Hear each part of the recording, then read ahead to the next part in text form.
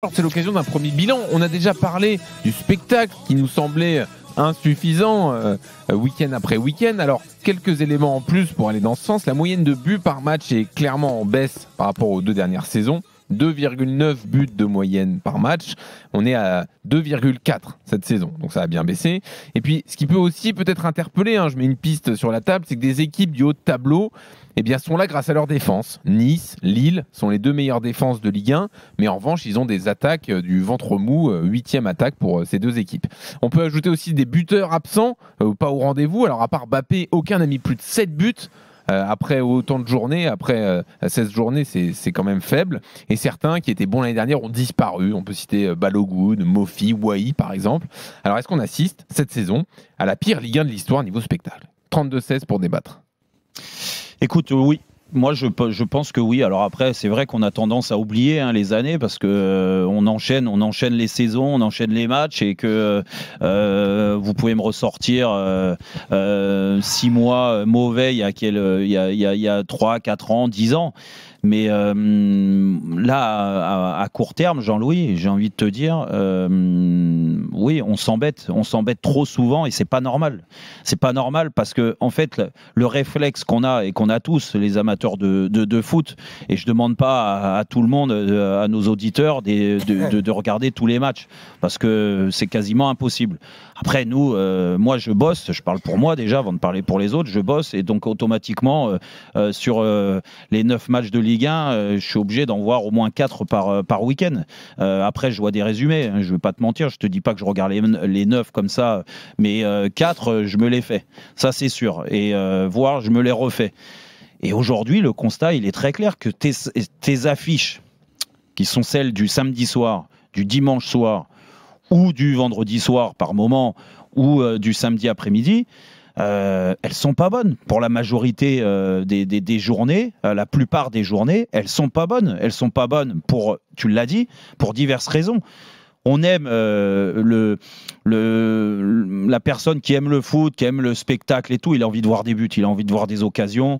Et une équipe qui défend bien, qui défend très bien, qui est tactiquement bien huilée comme Nice à peu près, ça va pas forcément lui plaire parce que en termes d'émotion, à part les supporters niçois, pour l'amateur de football, c'est pas suffisant. Et en effet, Nice est 2e du championnat aujourd'hui. Donc ça, c'est un réel problème pour notre Ligue 1, pour le côté spectacle.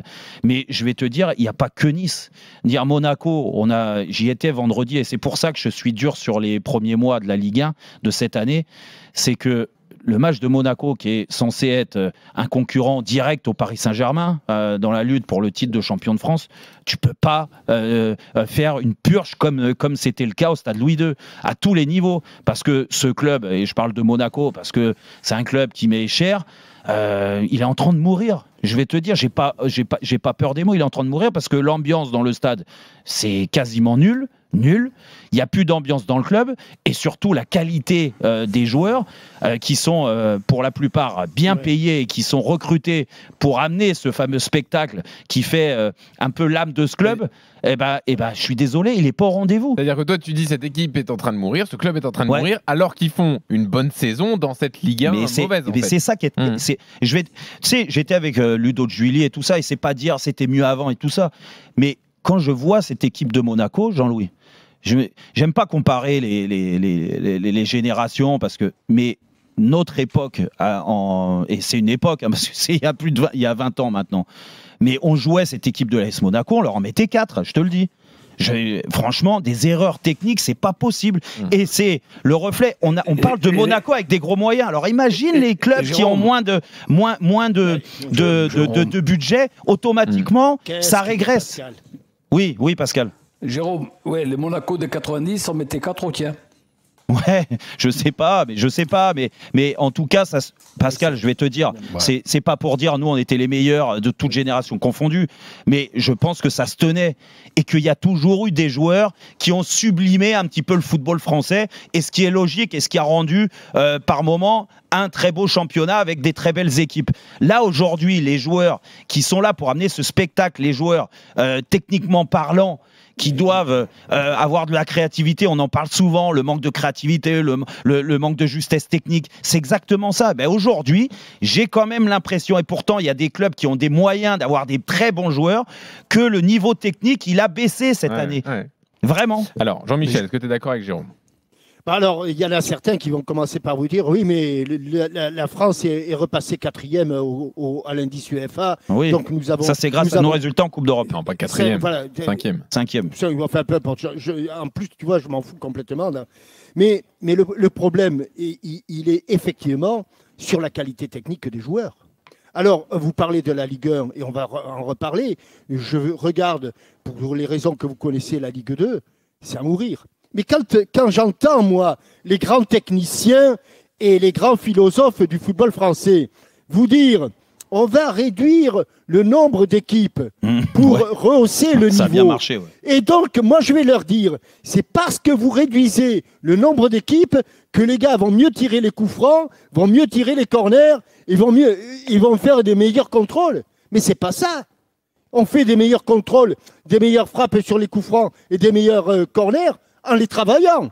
C'est pas en réduisant de 20 à 18. Et le résultat qui est obtenu, c'est qu'en réduisant de 20 à 18, c'est plus compliqué de se maintenir, un tout petit peu plus compliqué. Donc, aujourd'hui, on joue la carotte dès le premier match, dès la première journée. Donc, quand vous terminez le match, je pense que j'en ai vu tellement que je ne sais plus si c'était le dernier, Marseille-Clermont.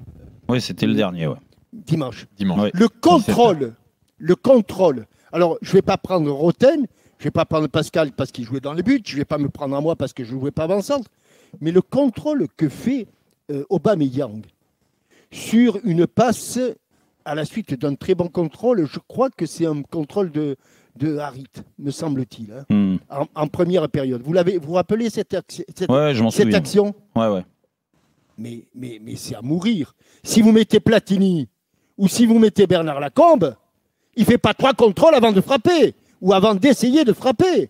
C'est que techniquement, on ne travaille plus la technique. Tous les entraîneurs, avec les préparateurs physiques, qui est l'homme le plus important, ils ont le chronomètre. 30 secondes. Allez, on récupère. C'est pas faux, c'est vrai. On récupère. Là, on fait 3 sprints, les gars. Pas 4, hein. Mais 3, parce que 2 c'est pas assez, mais 4 c'est trop. Mais c'est des chercheurs, mais ils cherchent l'or dans le gave de peau. Là, c'est incroyable. La qualité d'un football, c'est avant tout la qualité technique des footballeurs. Non, mais tu as raison, Jean-Michel. Mais tu sais pourquoi on ne le fait pas, Jérôme ? Tu sais pourquoi ? Parce que c'est compliqué, parce que c'est astreignant, parce que c'est rébarbatif. Oui. Comme les séances qu'avait mis M. Pibaro pour les gardiens de but, qui a été à l'origine de la qualité des gardiens de but à l'époque. Mais aujourd'hui, les gardiens, alors on fait des trucs que tu ne vois jamais dans un match. Moi, je regarde de temps en temps des séances de spécifiques gardiens. Pascal, je ne vais pas... Mais ils inventent des trucs. Mais comme quoi ? Tu peux nous donner un exemple concret ? Des exemples de situations dans le but, après un croche-patte, après, je ne sais pas, des trucs, ils inventent des trucs qui n'arrivent jamais en match. Jamais. Tu regardes un petit peu des exercices qu'ils te proposent. Mais ça vaut aussi pour les joueurs de champ, hein, je te rassure. Et ces exercices, j'en finis, parce que j'ai été trop long, j'en finis. Moi, je regarde l'entraîneur français et les exercices que l'on propose pour les gamins de 11 ans. Foutez-leur la paix avec les exercices. Foutez-leur la paix. Arrêtez. Ils n'y arrivent jamais. Une passe à 25 mètres, ils n'y arrivent jamais, les U11 ou les U10. Arrêtez. Faites-leur travailler la frappe de balle, les contrôles, les amortis de la poitrine. Faites-leur travailler ça. Ah oui, mais c'est moins amusant. C'est plus emmerdant. C'est plus compliqué. Parce que moi, je vais te dire, j'ai vu des formateurs dans certaines ligues, dans certains districts. si tu leur demandes de te montrer comment on fait une passe de l'intérieur du pied, Jérôme, tu prends peur. Mais donc le manque de spectacle en Ligue 1, c'est parce qu'on travaille mal. Il y a quand même plein de joueurs étrangers, il y a quand même plein d'entraîneurs étrangers. Techniquement, Jean-Louis, je donne la parole bien sûr à Pascal parce qu'on l'a pas entendu, mais techniquement, je suis désolé, tout ce que relève, et il a raison Jean-Michel, moi je le constate aussi sur les matchs, il y a, et tu le vois dans les débriefs de match. Et on est bien placé parce qu'on le fait. À chaque fois, la première chose qui sort, quand tu sais pas quoi dire, parce que t'as pas vu l'erreur technique, parce que t'as pas envie de la voir, on est bien en place. Oh, on a mis de l'intensité. Oh, on n'a pas mis d'intensité. On parle que de course, que d'effort, que de mental, mais on parle jamais de technique. Jamais. Jamais. Et je vais te dire, la technique, et je finis moi là-dessus, c'est ce que j'ai vu sur le match de Monaco-Lyon. Bravo pour les Lyonnais, ils avaient besoin de gagner, de prendre 3 points, pas de problème. Mais techniquement parlant, ce match, mais c'était la Bérésina. La Bérésina. Et j'ai jamais vu, on parle quand même de Monaco et de Lyon. Monaco et Lyon, on parle pas de Lorient et Brest. Donc ça, c'est pas normal. Arrête avec Brest, ils sont très bons. Non, mais oui, non, mais c'est vrai. Non, mais parce que c'est les équipes qui ont moins de budget. Vas-y, Pascal. Jérôme, la vraie vie d'aujourd'hui, le football a tellement changé que on va pas parler comme des vieux cons. Tu regardes autour de toi, tu vois un car scolaire, il n'y a pas un enfant qui a la tête haute. Pourquoi ? Parce qu'ils sont sur les téléphones. Et les footballeurs aujourd'hui, c'est toujours à huis clos, qu'il n'y a pas droit à avoir des entraînements. Ouais, c'est pas faux. Ouais. Les gars, ils courent, c'est un schéma. C'est des robots. Des robots. Oui, mais voilà, il y a l'ambiance, oui, peut-être l'ambiance. Mais tu regardes même après des matchs, quand ils enlèvent leur t-shirt, ils ont à nouveau. Ils ont le GPS. Combien tu as fait de kilomètres, combien tu as fait. Non, mais à un moment donné, les vraies valeurs, c'est quoi ? C'est Jean-Michel le disait. Bon, moi, j'ai connu M. Pibaro, j'ai connu l'école. Tu l'as connu, toi, Pascal ? Eh oui. Puis on le craignait. Crois-moi qu'on le craignait. Non, mais je veux dire, mais quand on allait le matin aux entraînements, parce qu'on avait très peu de temps à dormir, tellement qu'on s'entraînait. Nous, les gardiens, on finissait l'entraînement collectif, on continuait. Moi, j'avais M. Mosca, qui pour moi, c'est lui qui a fait ce que j'ai été. Mais tu faisais que travailler. Et tu arrivais juste à te doucher pour aller manger et te coucher. Mais le vrai football aujourd'hui, c'est la simplicité. Oui, mais sauf que Pascal, la grande différence, c'est que là, moi où je suis pas. Alors, je sais pas toi si tu parles sur les centres de formation ou de préformation. Jean-Michel en a fait référence par moment. Moi, je constate juste une évolution. Là, je parle de l'INF Clairefontaine. Je suis bien placé pour en parler. J'y ai passé 3 ans avec des conditions si t'as Francisco Filio, il va te parler des techniques quand même. Et des formateurs. Ça s'est perdu au bout d'un moment. Là, il faut reconnaître quand même que depuis quelques années, ils ont repris les bases. Et que un centre de préformation comme l'INF Clairefontaine reprend ce que nous, on faisait à l'époque avec des formateurs qui axent ou des préformateurs qui axent sur la technique. Donc, je pense, et il y a beaucoup de centres de formation, je ne vais pas parler de ce que je ne sais pas parce que je n'ai pas fait le tour des centres de formation, mais je pense qu'il y en a beaucoup qui axent aussi de nouveau sur la technique. Mais le problème, Jean-Michel, c'est pas ce qu'ils font au centre de formation, c'est ce qu'ils font après au niveau professionnel. Et tout ce que dit Pascal est vrai. C'est-à-dire qu'au niveau professionnel, c'est la performance tout de suite. À 17 ans, 18 ans, 20 ans, 25 ans, 30 ans, c'est la performance. Et la performance aujourd'hui, l'outil le plus utilisé, c'est le GPS. C'est combien de mètres tu as fait, quelle course à haute intensité, la récup, la ceci, la semaine. Sur les matchs, je veux bien qu'il y a des critères qui sont importants pour répéter les performances et pour être constant. Mais sur les entraînements, je suis désolé, on oublie l'essentiel. L'essentiel, c'est la répétition du geste. C'est comme le tennisman, c'est la même chose. La passe à 2 mètres, la passe à 5 mètres, la passe à 15 mètres, la passe à 50 mètres. Puisque je parlais de Platini tout à l'heure, moi je me régalais quand il était consultant et qu'il expliquait, lui, quand il disait au bout de 10 minutes, un quart d'heure, lui, ce milieu de terrain, lui, je prends. Celui-là, je laisse. Ouais. Parce qu'en un quart d'heure, 20 minutes, si le milieu de terrain qu'il regardait, sur les 10 passes, il en avait fait 8 latérales et 2 en retrait, il disait celui-là, tu peux le mettre, Mais, lui, il sera tout- jamais un bon Tout footballeur. votre discours, Sauf je veux bien le comprendre, mais les il 10 se heurte à passes, un truc quand même. sauf que Non, les mais- 10 passes qu'il avait faites, sauf que les 10 passes qu'il avait réalisées, il les avait toutes réussies. Mais il n'en avait pas fait une en mais avant.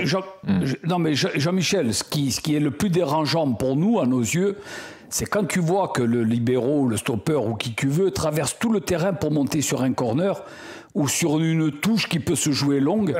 Mais quelquefois, bon, ça peut arriver une fois. Mais sur 10 ballons, il y en a 8 qui sont même pas mis à la main. Ils ne savent pas où les mettre. Bon, alors attendez. Non, juste, vous rappelez- mais c'est bon, on a compris. Non, mais Les ça anciens fait- ça combattants, suffit, quoi. c'était mieux avant, On va etc. pas dire que tu es Suffit de voir rédacteur chacun en depuis chef. 20 Non, mais minutes. Jean-Louis, Et vous tout- arrêtez pas de dire qu'à Vas-y, votre échelle, Jean-Louis. c'était Incroyable. formidable et qu'aujourd'hui, tout le Depuis monde qu'il est est nul. rédacteur, J'ai bien depuis compris. qu'il est Non, rédacteur en sauter, chef, il genre, s'impose. arrête. Non, non, mais j'ai bien compris. Ça fait 20 minutes que Parce que je suis c'était en mieux à train de votre dire époque. Jean-Michel et Pascal, oui, mais pas moi. Ouais. Quand même. Non, mais ça, tout ça, j'ai non, j'ai bien voilà, lui, compris c'est qu'il y avait pas moins de lui. technique, etc. Mais pourquoi vous. C'était pareil l'année dernière. Et pourtant, l'année dernière, il y avait Oui, beaucoup plus de sauf, buts. sauf que la Oui, différence, mais il y avait, je vais te il y dire avait la pas- différence. Il y avait 20 clubs. Oui, Il y avait 20 clubs en Ligue 1. Non, non, mais j'ai calculé sur la moyenne quand même. Et hein. puis, Je suis pas si bête non plus. hein. il y avait plus de buts l'année dernière Non, mais c'est parce pas- qu'il y a c'est des pas ça équipes que je veux qui ont. Et moi, encore une fois, je dis pas que tous les joueurs des grandes équipes sont nuls Oui. aujourd'hui. C'est pas ce que je suis en train de dire. Ils doivent mieux faire. Mhm. Ils doivent se remettre en question beaucoup plus qu'ils le font. Parce que à Monaco, je te parle de Monaco. Quand je vois ce match-là, et c'est pas que le premier, hein, au stade Louis II, et Oui, mais par moment- celui-là, il est marquant. j'ai mais l'impression. celui-là est marquant Ouais. parce que c'était une vraie purge. Ouais. Une vraie purge. Je suis désolé, mais ces joueurs-là, ils peuvent pas se permettre de faire ce genre de prestations avec, normalement, la technique qu'ils ont. Je vais te reprendre à Clouich. Non. À Cliouche. Clouich. À Clouich. Bah, c'est pareil, à Clouich, à T'es un Clouich. copain de Pour Moscato, l'instant, Ça dépend toi, où non tu mets le i. Oui, pas de oui, problème. à Clouich. Oui, à d'accord. Clouich. C'est pas pareil. Là, on parle de technique. Me dis pas qu'il a une mauvaise technique, ce gamin-là. Oui, oui. Non, il a une bonne technique, ça se voit. Oui. Mais le match qu'il fait, c'est largement insuffisant. Ah bah, Comment donc il c'est va pas- se remettre en question? Donc c'est pas C'est- votre problème technique dont vous me parlez depuis Si, 18 parce heures. que qu'est-ce qu'on va lui dire sur l'analyse de son match? J'en suis persuadé. T'es pas assez mobile, t'es pas assez dans le rythme, tu dois faire plus de courses vers l'avant, tu dois demander un peu plus. Ben oui, on va pas lui parler de sa technique, on va pas lui parler comment il a contrôlé le ballon, pourquoi il s'est pas orienté du bon côté, pourquoi. Exactement. Ben voilà. Donc il y a un problème avec les coachs. Eh ben aussi. oui, Et avec les mais c'est ce discours que je des te coachs. dis. Ah, ben voilà, ça, on est Et d'accord. aujourd'hui, Mais Jean-Louis- aujourd'hui, contrairement à l'année dernière où c'est vrai qu'on était un petit peu focalisé sur Lens, sur la lutte entre Marseille et Lens à la fin, c'est vrai que Jean-Louis c'était Tour. palpitant, c'était excitant. Jérôme qui parle. Paris qui était champion, c'était excitant. Il y avait la lutte pour le maintien parce qu'il y avait 4 équipes qui descendaient, donc tout le monde était là à regarder. Oui, on va descendre, on va pas descendre. Donc il y avait un peu d'excitation. Ouais, mais- Et je pense qu'on a été omnibulé par ça. D'accord, ok. Voilà. Oui, Pascal. Ouais, non, je vais te répondre, ancien combattant, parce Oui, que. merci. Et pourquoi les gardiens travaillent 2 fois plus? Pourquoi? Parce que la moindre erreur, ça fait but et tu fais perdre ton équipe. Oui, eh ben. Et voilà. Non, mais tu dois être quand complet, Jean-Pierre un gardien Papin, de- quand Non, mais Jean-Pierre moi, Papin dit, non, mais but, moi, je tu- vous- mais quand quand tu Jean-Pierre regardes- Papin dit que les attaquants ne travaillent pas, Mais eh ben on il a l'écarte, raison. on l'écarte. et on lui dit va Mais- t'occuper de Ouais, la Non, baie. mais ça, moi, j'ai pas de problème avec ce discours. Je suis d'accord avec vous. Je voulais juste que vous m'expliquiez la différence avec l'année dernière, parce que c'était la même chose. Mais y a Ils pas de travaillaient aussi différence, peu, y a pas de etc. différence. Oui, mais il y a C'est plus le de travail. buts et il y a plus de spectacles. Non, Mais c'est on quand parle, même on honnête parle pour que qu'il- du Messieurs, travail physique. messieurs. Ça vous choque pas Laurent Blanc l'année dernière qui prend l'équipe en courte saison et qui nous dit oh mais physiquement ils sont pas prêts. Cette année Gattuso physiquement ils sont pas prêts. À chaque fois c'est un problème physique, c'est pas un problème de pied.